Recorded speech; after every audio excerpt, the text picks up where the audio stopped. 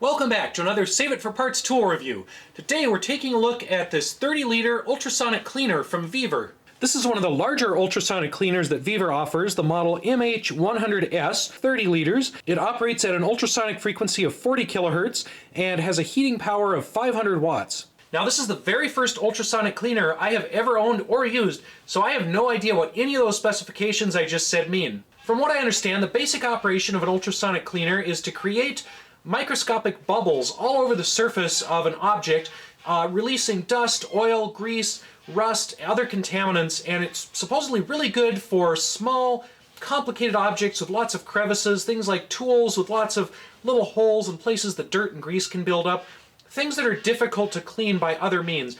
You can also apparently use these for circuit boards, electronics, jewelry, watches, glasses, all kinds of stuff like that. This unit is pretty much fully stainless steel, comes with a nice tight lid, comes with a cleaning basket. It has a drain valve down here, and it includes a little bit of drain pipe, so you can run this into a sink or down a floor drain.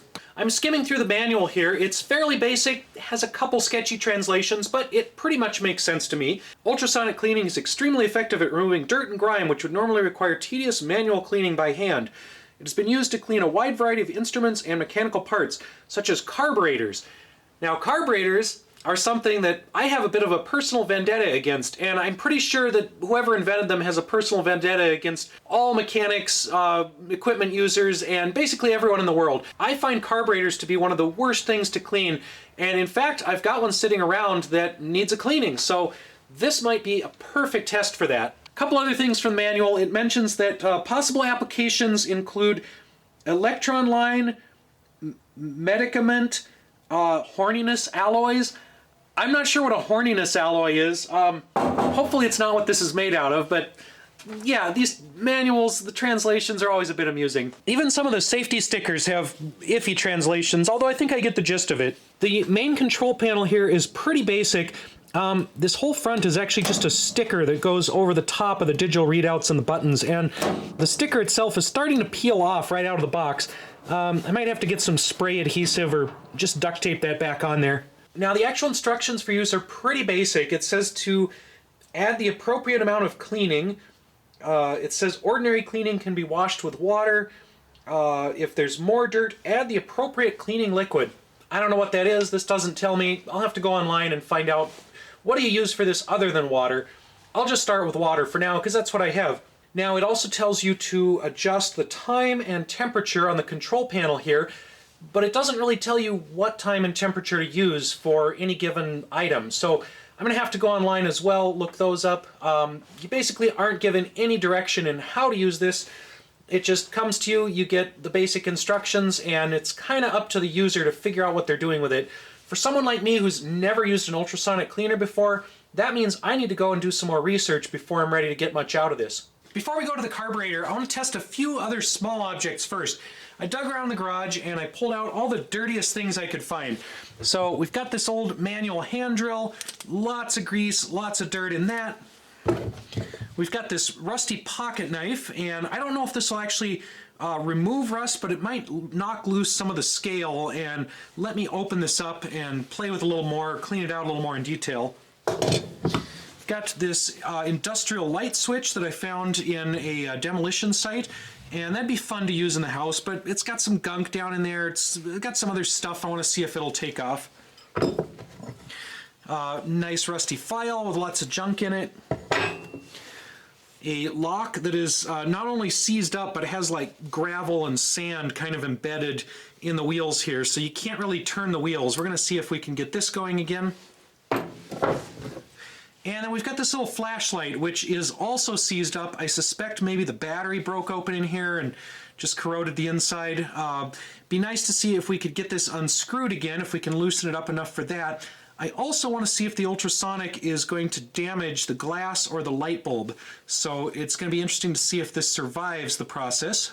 So the instructions say to leave space between all your items. I'm sure things will vibrate around in there. It also says to keep it at least 7 centimeters full, but the water should not be deeper than the fill line.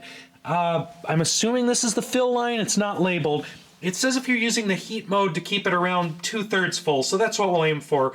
We'll basically just submerge the top of that basket. Now again, I don't have any cleaning agent for this. I looked online and a lot of people said use just Simple Green, which is a product you can get at the hardware store. I don't actually have any of that on hand, so I'm just going to use water at this point. And folks online also suggested starting with hot water, just so the little heater on here has less work to do. All right, that is just under 5 gallons of water, and that brings it up right to the top of the mesh basket. So our internet friends said to set this around 50 degrees C. We're going to try 30 minutes because we do just have water. We don't have any detergent or any cleaning solution in this. If it doesn't do much after 30 minutes at 50 C with just water, we might try to find something else to throw in here. All right, we're going to lid up. We'll go ahead and start this and see how noisy it is on camera. And the earmuffs don't really help. The ultrasonic just goes right through these.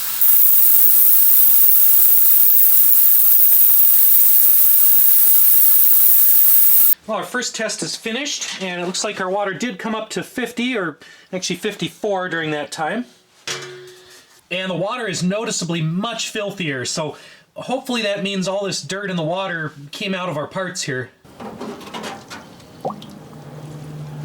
Our knife here definitely still has some rusty stuff, but the blade is nice and clean, and it does open up now, so that's an improvement. It's definitely loosened a lot of the rust and corrosion, so we should be able to do a better job on this just with some picks and grind off some of that rust and whatnot. Looks like we still have some sand down in the dials here, and yeah, some of these dials are still frozen up, so we might need to give this another pass. Our file definitely looks less greasy. We've still got some rust on it. Our little light switch, we've definitely lost some of the dirt down inside. The gasket here is looking a little cleaner, although I think I'm going to replace this gasket, and some of the rust came off, but there's still definitely some rust there. Our hand drill probably looks the best. I think this is what lost most of the grease and dirt that was on it. It's definitely easier to turn now than it was. It was kind of seized up before. So this definitely got the cleanest, and this had a lot of little cracks and crevices. This was one of the more complicated tools that I wanted to clean off. Now, I have heard that certain combinations of heat and cleaners or solvents can damage wood. Bulb may have shattered from the ultrasonic. I was kind of expecting that. The glass lens itself is fine though, and that is still jammed on there. This did an okay job. We definitely got some dirt out of things, but it didn't do a great job, and part of that is probably because it was just water. No cleaning agent, no solvent. Now, the internet suggests a couple things I could use if I don't have any regular cleaners around, if I don't have any Simple Green. Apparently, I could throw in some laundry detergent, and that will just kind of grab the dirt and gunk and help clean things out a little better. I could also try dishwasher detergent, although some people say that isn't as good. And then other folks say to make sure to not use anything corrosive or too acidic or too alkaline, because that could combine with the ultrasonic action and damage certain materials. With the basket out, we can definitely see a lot of sediment and sand and dirt down at the bottom, so all of that is stuff that's come out of our tools, so it's definitely done something. Now, that drain valve is certainly convenient. We're going to try that again. With some laundry detergent in the water, otherwise all the same settings. And this is supposed to be the low bubble detergent, but I'm already seeing some bubbles, so we're going to have to keep an eye on this time.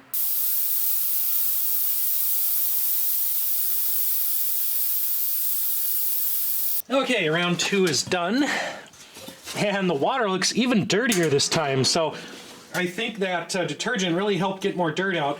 It didn't bubble up as much as I was afraid of, so that's pretty good. I guess laundry soap kind of works with this. Just gonna dry everything off with the air compressor. So everything is quite a bit cleaner than before, although I think the 2 30-minute sessions might have been a little too much. We've lost some of the paint on the drill here, what paint there was remaining under all the dirt. And the wood does actually look a little bit damaged. So I had heard if you leave these in too long at too high of a temperature, you can damage wood parts. The handle's still fine, but this little part definitely has been discolored. On the plus side, there is no dirt left on this, not a trace of dirt. There's a little bit of pitting to the metal here. I don't know if that's due to the action of the detergent along with the ultrasonic, But yeah, it's definitely clean and works much more smoothly. Of course, any lubrication that this had is now long gone thanks to the ultrasonic cleaner, so we will have to re-oil this if we plan to keep using it. Our knife is certainly shiny. We still have some rust on it here and there. Again, I'm going to have to clean that up with something a little more manual if I want to restore this knife. Our file looks pretty great after 2 trips through the ultrasonic cleaner. It has lost a ton of that gunk on it.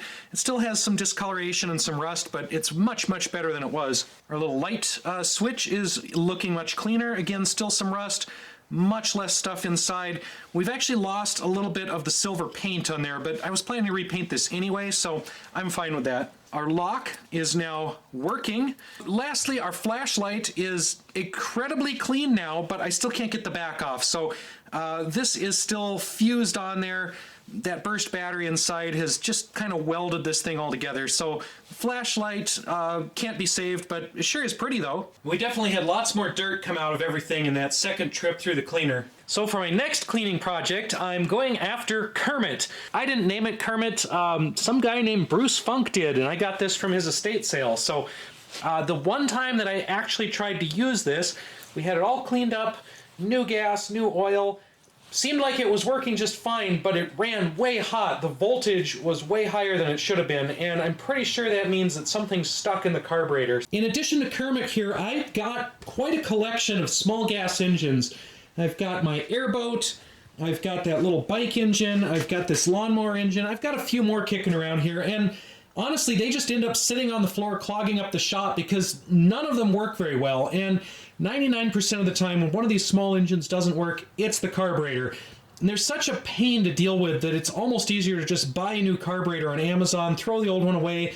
I still have to go through the hassle of taking the carburetor off and putting it back on, but if we can clean it, we save the $10 a new one would cost. The exterior of my Nemesis here is filthy, so I'm sure the interior is as well. There's probably blocked jets, there's stuck needles, who knows what's going on in there. Now, I've heard 2 ways to do this. We can either put the entire carburetor into the ultrasonic cleaner, just like it is. We can take it apart and try to take out all the small parts and put those into some kind of containment. Now, I've seen other cleaners like this come with a little tea strainer or metal ball that you put all your tiny parts in. This didn't come with one, and I don't have one of those, at least not one that I'm allowed to use in a cleaner like this. So I think we're just going to throw the entire carburetor right in there. I looked at 3 different stores and I could not find Simple Green. I guess that just doesn't exist anymore. However, we did find the knockoff Purple Power, which was apparently the same thing. So we're going to give that a shot. Instead of filling the entire cleaner with your Purple Power, you just fill a bag big enough for your work item. In fact, I probably don't even need a bag this big. And then you fill the rest of the ultrasonic cleaner with water. And that way, you're only using as much cleaner as you need. This stuff can be diluted or it can be used full strength. It does say on the back for engines to use at full strength. And this is an engine part, so I'm tempted to just go ahead and use it undiluted. Now, I may regret using this at full concentration, but again, these little carburetors are like $10 on Amazon, so if we melt this, we'll just get another one. And just like last time, we are going to give this a ½ hour in the hot water with that magic purple junk, and we'll see what happens to it. So that is done. And our purple stuff looks a little dirtier in there. Our carbs certainly looks cleaner on the outside. All the little crevices are free of grease and dirt. I'm going to dry this off and open it up and see what it looks like on the inside. Wow. Yeah, super clean in there. I'm pretty sure this started out filthy because everything was stuck together, but yeah, there's a little bit of stuff kind of on the edges there, but yeah, that looks really good.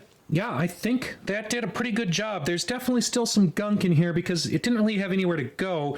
I think we'll just give this a quick blast with some carb cleaner just to flush out all the sediment that was loosened up by the ultrasonic, and we'll put it back together and see how it runs. Well, after some initial hiccups as the carburetor filled back up with gasoline, the little generator is running a lot better than it used to, and it's putting out a consistent amount of power now.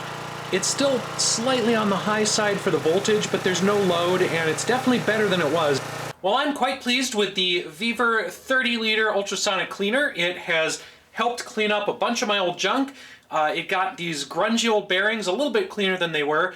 And the real success with it here is bringing that carburetor back from oblivion. That carburetor, I was going to pull it off. I was going to throw it away. I wasn't even going to bother cleaning it. But thanks to the ultrasonic cleaner here, we gave it a new lease on life. We got all the gunk out of it, and that little generator is running better than it did ever. So yeah, this is a pretty handy tool to have around the shop, to have around your garage. Clean out car parts, clean out small engine stuff. We could clean up tools. As far as downsides, I really haven't found any other than the sticker label here for the control panel keeps popping off. I haven't bothered to duct tape that yet. I can see a lot of potential applications for this, and I'm definitely going to keep it around and continue to use this in my garage, in my shop, for a bunch of my different projects. Thank you to Vevor for sending me this to review. I'll throw all the links down below as usual to Vevor's website, to the product page for this, so you can go check it out yourself. Thanks again for watching, and we'll see you next time.